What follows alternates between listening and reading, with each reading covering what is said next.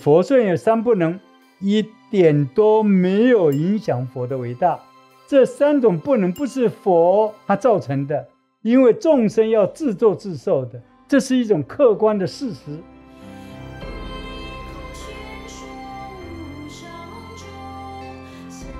欢迎收听菩提麻瓜，我是小编阿若，我是林世敏林老师。欢迎收听菩提麻瓜。本次的主题是佛陀竟然有三不能。佛陀在这个世间印象是有非常高的智慧跟慈悲的心理。那世界上也不是只有佛教这个宗教，还有很多其他的宗教。那基本上教主在宗教的形象里面都是比较无所不能的，可是在佛教里面，佛陀居然有三种不能做到的事情吗？是，你刚讲到了这个全世界的宗教都是认为他们的教主呢是无所不能的，所谓的全知全能的。对。可是在佛教呢，佛呢他认为他有三种不能做到的事情。当然啦，在我个人看呢，这并没有说呢佛就比较不伟大了。对，我们当大家呢觉得奇怪的时候，如果你听完我们这一集啦，你就会发现呢，佛虽然有三不能，但是他呢照样是非常的崇高伟大的。第一种不能是佛不度无缘之人。对 ，OK， 无缘不可度。是第一个我们讲到说无缘不可度了，就是说跟佛教没有缘的众生，没有因缘的众生，我们是像佛这样子卓越的人，也没有办法去度他。那么乍听之下你会觉得很奇怪了，其实没有什么奇怪的。比如说我们这个节目呢，对不对？那平常呢看我噗噗啊，什么意思？噗噗啊，看我就是呢平凡无比的这样的人。有很多人认为说，哎呦，那林老师呢，那你有能讲出什么样的佛法来呢？对不对？所以有些人呢，他一看我们菩提麻瓜是林世明讲的，他就不听了。那我讲的再好，我准备的再好，他呢也不会来听。那我又怎么样能够去度他呢？是不是这样子？同样我的书虽然号称写了60-70册，我做的歌写了60-70首，但是还是有人呢一首都不听，一本书他都不去看的，那就是所谓的无缘了。所以佛教讲说无缘你没有办法去度他。佛这样子厉害的人，懂得善巧方便，可是跟他无缘的众生依然是没有办法，他也是没有办法。那这样的话，那其他就是佛度不了的人就不管他了吗？那这样不是违背了佛的慈悲了吗？记住哦，佛只讲说呢，在现在无缘的众生不可度，因为条件没有具足，缘这条件呢，因为条件没有具足，所以我就没有办法去度他。可是呢，明天就说不定哦，后天就说不准哦。为什么？今天是这个样子，可是明天可能因缘改变了，我就能够呢度得了他了。你不相信吗？比如说我们常讲的，比如说这杯呢清水呢，我不要喝，我要喝牛奶。明天只要把这个水倒掉，倒进牛奶了，我不就喝了吗？有人就说我牛奶不喝，我要喝洞顶乌龙茶，那一样的，后天我把牛奶倒掉，对不对？然后洗干净以后，我又倒进了洞顶乌龙茶，那不就喝了吗？所以呢，因缘不要忘掉了，因缘是随时随地在改变的。那个弘法者可以改变，那个被人家弘法的所谓的被度的众生，他自己也可以透过他自己的努力来改变的。比如说举一个例子吧，夫妻本来两个人呢势同陌路，可是有一天呢，太太生病了，丈夫呢不眠不休的突然间在他的病榻就病床旁边呢照顾他，无所不至的照顾他，花了很多的钱来医治他。等到他好了以后，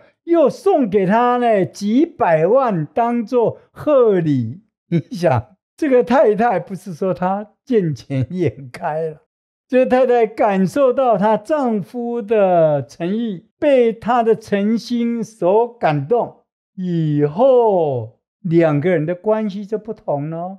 以前视同陌路，对不对？可是以后呢，如胶如漆，那也说不定。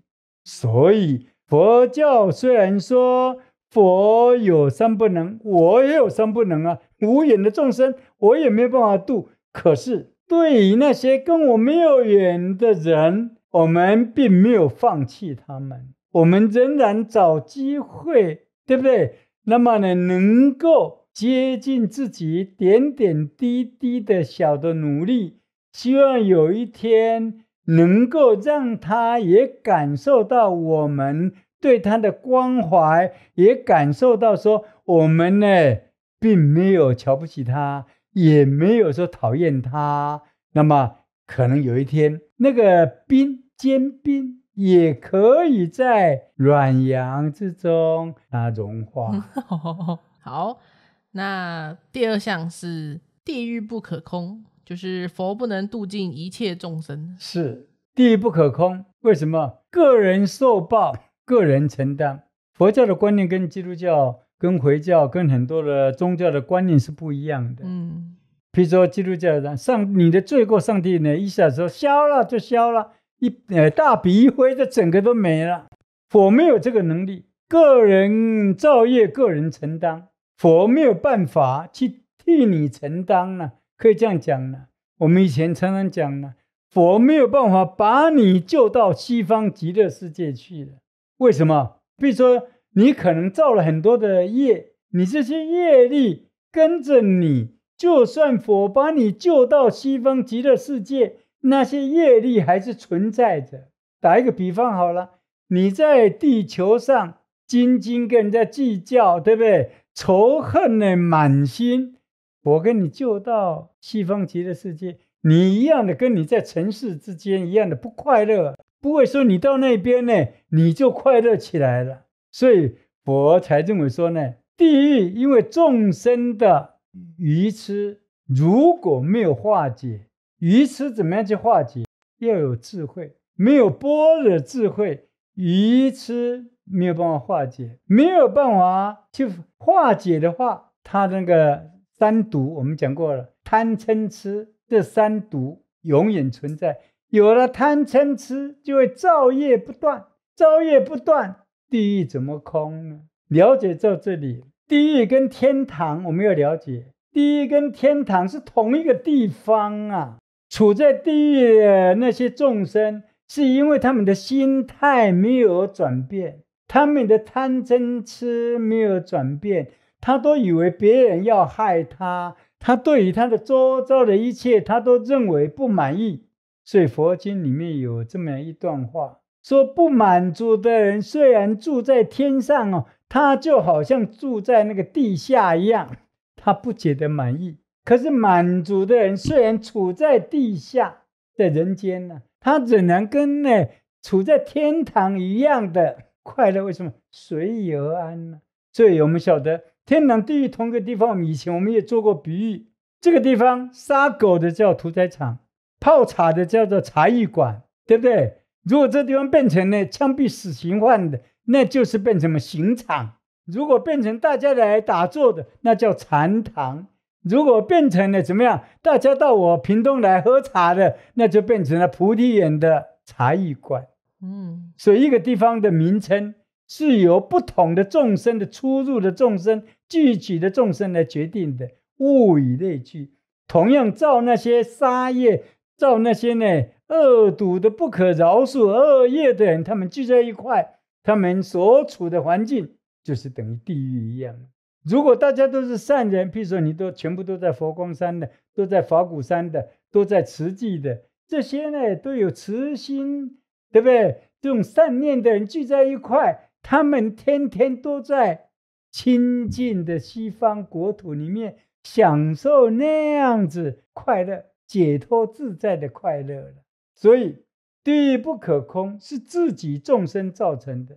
一个人常常觉得怎么样？怨天尤人，一个人常常觉得呢，人家都没有公平对待他，他都觉得人家都要陷害他，觉得别人都在霸凌他的，这样的人去到哪里他都不会快乐的。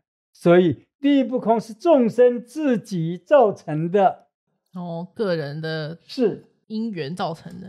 那这样地狱人不就急爆就是都会一直有人。OK， 刚刚讲到了地狱不可空，对啊，所以就有一种人应运而生，应运而生地藏菩萨。地藏菩萨我们在地藏经里面呢，不只有一个，几千万亿不同的世界，不同的地方呢，都有不同的地藏菩萨。有地狱的地方就有地藏菩萨，就好我们现在只要有监狱的地方就有教化师，有基督教的，有不同的有佛教的和尚，对不对？去那边教化这些人，叫他们改邪归正。所以虽然地狱不可空，可是地藏菩萨永远不会少，就是地狱存在一天，就有地藏菩萨存在的一天。有多少的地狱，就有多少的地藏菩萨。所以呢，你不会发现吗？地狱不是佛呢造成的，可是就有很多的菩萨，他们发愿要到那边去跟这地狱的众生结缘，要跟他们说法，讲道理给他们听，希望他们去恶从善，能够有一天能够放下屠刀，能够立地成佛。一个人他仇恨满心的时候，他就在地狱里面，他呼吸都困难。可他想开了以后，那块石头一掉下来，那一瞬间没有人对他做什么事他自己的心上那一块恨的石头掉下来，贪心的石头掉下来的那一瞬间，他就是一个解脱自在的人了。心忧伤，念知阿弥陀佛，念佛声流畅，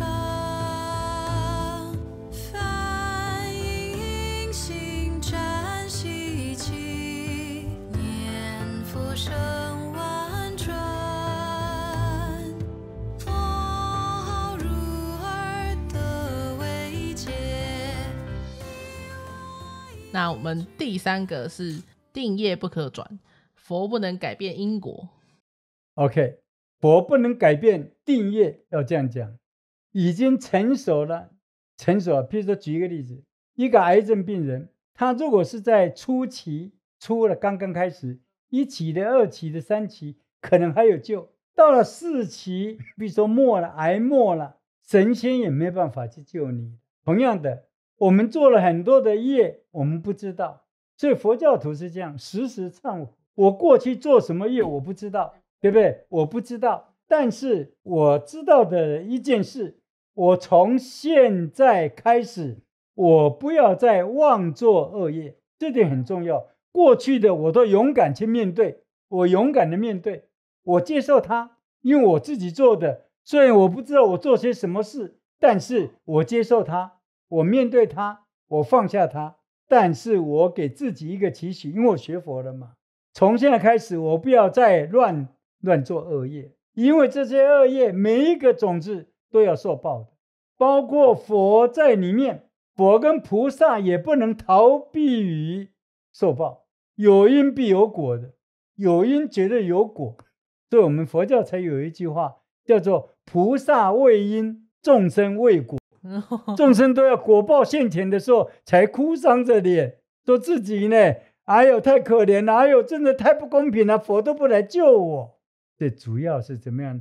是你自己造作的，你佛菩萨又怎可奈何呢？没有办法的。所以说果报当前的时候，有时候佛就没有办法了。不过呢，我们在地藏经里边呢，就想说，一个造恶业的人到了地狱的门口了，果报已经来了，熊熊的大火已经来了。那个时候如果能够再念一句懂得了，要懂得太重要了，再念一句什么南无阿弥陀佛也好，南无观世音菩萨也好，南无地藏菩萨也好，那种转念之间呢，地狱顿时化成像清凉地的。那时候我会觉得很奇怪。譬如说我举个例子，我恨透你阿若了，我恨不得把你吃了，把你宰了。可是我突然间一念慈悲心起来，说我跟你过去几千万亿劫中间，可能我过去不知道把你呢欺负到怎么样的程度了，对不对？突然间有这样的念头，这叫冤冤相报啊！能够因为这样子的开悟而放下了屠刀，在那当下呢，我呢恨心力没有了，就像地狱虽然现前了，可是一念慈悲的心起来，地狱化作清凉地。这一点很重要。佛在地藏经里面一直在嘱咐就是交代了地藏，说地藏啊地藏啊，你的愿力不可思议啊，地藏啊，你的智慧不可思议，地藏你的神通呢不可思议，要怎么样？因为在佛经的说法，现在释迦牟尼已经涅槃了嘛，下一次的弥勒佛了，还要在56亿7千万年才会来，这么漫长的时间没有佛了，而且佛法呢，不要再过1万年呢，可能就慢慢的衰微，连正法你都没得听了，怎么办呢？佛谆的非常殷勤的把这种弘法利生的责任交代给地藏菩萨，把我们后代的这些娑婆的众生全部付托给地藏，怎么样？希望他不要放过任何一个人，只要每一个人有那种善心起来，不要让他的善念枯萎了，那个善的种子一定要让它萌芽，有善的种子萌芽，有一天就会开花结果。所以地狱虽然不可空，刚讲了有一天会空的，因为地藏菩萨在，有地藏绝对就有一天地狱绝对会空。同样的道理，定业不可转，可是佛教并没有讲永远你都要咱们受苦不可转，只是说这一件不可转，可是你几千万亿件呢，你这一世的可能不可转，可是你的生命可能是生生世世无穷尽的世代，这一生虽然不可转，我受报了，可是我了解佛法，我知道这是我自己做的，苦集灭道，苦是我自己做，我急自己着急来的，我认了。可是下一世呢，下下世呢，下下下世呢，无穷尽的后代，可不可以转？当然可以转。为什么？操之在即。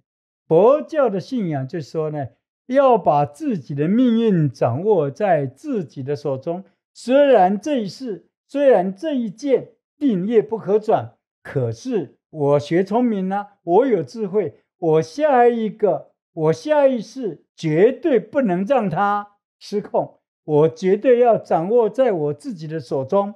这是学佛的所谓的觉醒，有了这样的觉醒，才不会永远在轮回之中受苦受难，还不知道到底是发生了怎么样的事，这点很重要了。那最终其实还是要靠，其实大家还是要靠自己嘛。佛陀也只是一个老师的角色，他也不是万能的，不能为我们做很多事情这样。是，所以我就做一个结论了。佛虽然不是全知全能，佛我们平常称他叫大能，因为他有大智慧，能够教你很多事情。你有没有看到现在人类的科学科技这么进步，对不对？其实都是智慧的产物了，是不是这样子？同样的，佛有大智慧，那么他没有表现在很多发明上，没有弄在外太空，没有在那个 AI 上，可是他在让众生能够开悟，能够解脱上，佛的大智慧他用在这儿，让众生能够了解到自己，我在这样的宇宙中间，无常的世间，对不对？那么受苦受难的这个世间里面，我应该如何自处？这是佛在世间里面，他凭借着他的大能，他来救度众生。他虽然不是全知全能，全知全能是唬人的啦，是骗人的啦。因为如果你今天有全知全能的话，就不会有人类的后果。难道那个造物主他不晓得今天的人类会失控吗？今天的人会这么样的受苦受难吗？你做一个全知全的人，早就应该知道，你就不该让这个事情去发生呢。为什么？因为宇宙本来没有人，没有这些麻烦嘛，你自己去弄出来了，然后你自己在那边呢，还不赶快把它收拾一下？这是我以前常常发出这样的牢骚了。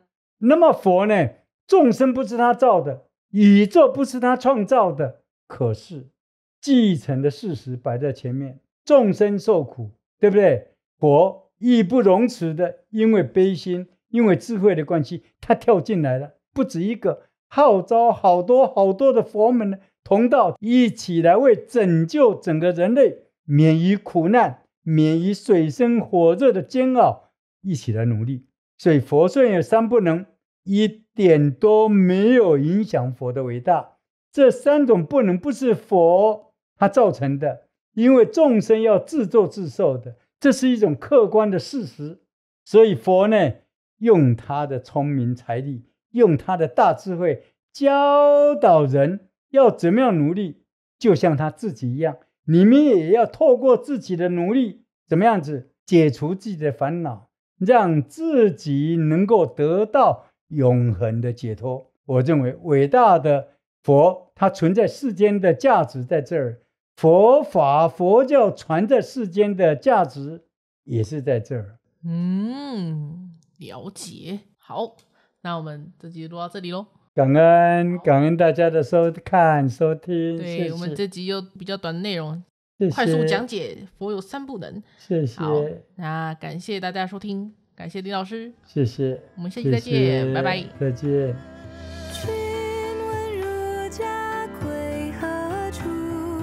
既安径路不行路，走马山河锦绣。